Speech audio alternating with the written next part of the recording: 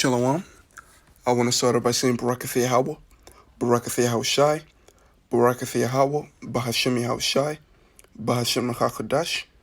Double honors to the elders and apostles of Great Millstone, and enough respect to the brothers that are out there pushing and spreading the truth to the four corners of the world. May the blessing of election be upon your house. The title of this article that I have right now is with less than 7 weeks left before the New START arms treaty expires, Russia once again urges the United States to sign extension. Okay. Starting, it says the Russian embassy in Washington has once again called on the United States to extend the strategic reduction, the Strategic Arms Reduction Treaty, New START, due to expire in February. The decision to end the agreement was made unilaterally by the White House. Okay, prophecies. Okay, America being drenched in nuclear missile is inevitable. Okay, we see that vibration more and more every day. But continue, it says New START is the primary tool. New START is the primary tool regulating Russian and American nuclear arsenal, but has been repeatedly attacked by President Donald Trump, who has refused any offers from Moscow to continue the deal past its upcoming end date. Okay, here it is. You see how proud Esau is, man? Here it is. The very thing that's prolonging your destruction, you're fighting against it. Okay, it's kind of funny. I think it's funny, But continuing, it says the fresh appeal comes on the 10th anniversary of the New START's ratification by the United States Senate.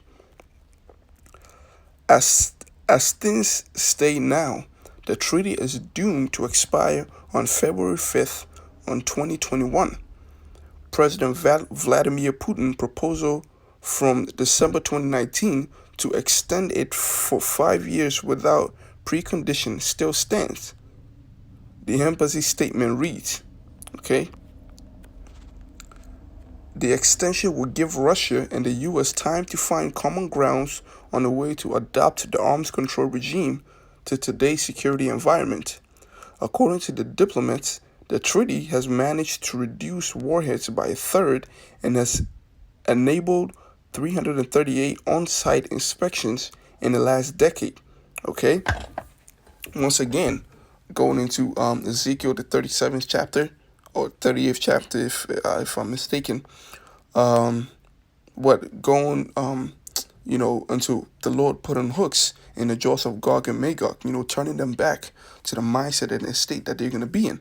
Okay, because this stumbling block on the peace treaty, on the regulations of the nuclear of their nuclear arms raise is evidence of that. All right, it says we call the U.S. side to use what little time we have left till February 5th to save New START for the benefit of our two countries and the whole world. Why? Because if these two countries go off, that's it. That's the end of where everybody is getting caught up in the middle of it. All right. The statement concluded, President Trump's opposition to New START first arose in 2017 when he told Putin via a telephone call that it favored Russia and was one of several bad deals negotiated by the Obama administration. Since then, the Russian leader has publicly offered the U.S. an extension without preconditions on multiple occasions, all of which has been turned down. Incoming U.S. President Joe Biden has voiced his support for the treaty, but would have just 2 weeks to get an extension signed after taking office on January 20th. Okay. On top of that, okay, I have a video prepared, for the elders prepared, and then to end of that. So on top of this, it says, another article says, the U.S. sanctions may lead to the dollar's demise, Okay, the Russian central bank warns. All right. Okay, the battle is closing all around Esau Edom, man. It's closing around Babylon, okay, America. It says the greenback, means the dollar bill, may fall victim to Washington's sanctions as these policies force global players to ditch the US dollar and switch to national currencies in trade. Like I said, they are fighting the very things that, extends, that keeps destruction away from them. It doesn't keep it, but like, according to the U.S. Central Bank of Russia, okay, they don't want to stop putting unnecessary sanctions of people, even though it's hurting, the economy. It's crazy, but hey, but they don't see it because of pride, man. They don't see it. Active use of the sanctions regime by the U.S. administration in recent years is something that seriously undermines the reliability of the dollar as means of saving and payments. CBR Deputy Chairman Alexei Zaboskin said, as cited by Russian media on Wednesday. The official noted that this will result in a reduction in the use of U.S. currency over the years. While the U.S. is not expected to change its sanction rhetoric, we could see more and more countries opting to trade in national currencies, he added. Let me just skip to the end and get the point across. It says, while the dollar has long been the top currency for international payment transaction, it was recently, in November, outpaced by the euro for the first time in 7 years. According to data from SWIFT, 37.8% of cash transfers in the system were completed in euros in October, while the share of dollar transactions dropped to 37.6%. All right, so let's go into the video real quick. Death to America! Death to America! Death to America! Death to America! Leave the country if you don't like Death to America! Death to America! Death to America! That's what's gonna happen. Yeah. Right. Death is coming to you, so-called white people in America. Death! And 2/3 of the nation of Israel and the rest of you nations. Right. You scraggly ass nations, you're gonna be destroying America. But then you're gonna go home and say, well, let me read my Bible and maybe I can pray for these guys. You bunch of dumb idiots. You don't know that the Bible condemns you stupid devils. Right. You don't realize that. Somebody, whatever scripture you got, Right. give me, hold that, give me the book of Daniel's 12 and 10. What do you got? 18 and 21. All right, go ahead. Revelation 18 and 21. And a mighty angel, Give me the one in, what is that, Thessalonians? and a mighty angel took up a stone, like a great millstone, and cast it into the sea, saying, thus with violence shall that great city Babylon be thrown down. Right, and now you got to, first of all, you got to figure out who's Babylon, what's Babylon. Then when you figure that out, then you'll understand that it's America. You should understand it's America. And how is America going to be destroyed? By great violent way. All right. This is Joel chapter 2, starting from verse 1. It says, blow ye the trumpet in Zion, and sound an alarm in my holy mountain. Let all the inhabitants of the land tremble, for the day of the Lord cometh, for it is nigh at hand. A day of darkness and of gloominess, a day of clouds and of thick clouds, as the morning spread upon the mountains. A great people, the missiles is what it's referring us, and it's going to explain more. It says, a great people and a strong, there has not been ever like, neither shall there be any more after it. Because after these things hit, after they serve their purpose, that's it. We're not going to have, just keep reading. Even to the years of many generations. These people, a fire devoureth before them, and behind them a flame burneth.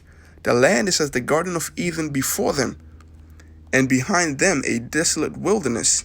All right, yea, and nothing shall escape them. The appearance of them is as the appearance of horses, and as horsemen, so shall they run. So with power, okay, let the noise, like the noise of chariots on the tops of mountains, shall they leap, like the noise of a flame of fire that devoureth the stubble, as a strong people set in battle array. Before their faces the people shall be much pained. All faces shall gather blackness.